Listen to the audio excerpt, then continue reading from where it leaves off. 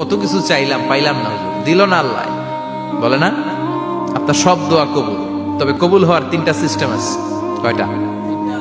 চান্দুল্লার ভাইয়েরা মনে থাকবে কয়টা? আপনি যত দোয়া করছেন সব কবুল, কারণ আল্লাহর কাছে কিছু চাইলে আল্লাহ ফিরাইয়া দিতে জানে না। আল্লাহ জানেই না কেমনে ফিরাইয়া দিতে হয়। সুবহানাল্লাহ কোন?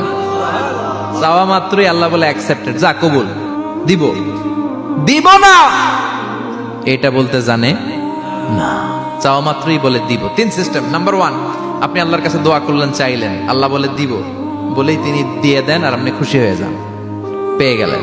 নাম্বার 2, আপনি আল্লাহর কাছে দোয়া করলেন, চাইলেন, তখনও আল্লাহ বলে দিব, তবে এখন না, সবুর, একটু পরে দিব। কখন দিলে আমার জন্য ভালো, আমার চেয়েও ভালো জানে কে, পরে দিবে। নাম্বার 3, চাইলেন, দোয়া করলেন, আল্লাহ তখনও বলে দেব, তবে এখনো না, পরেও না, কিয়ামতের দিন যেদিন বিপদে পড়বে ওই দিন দেব।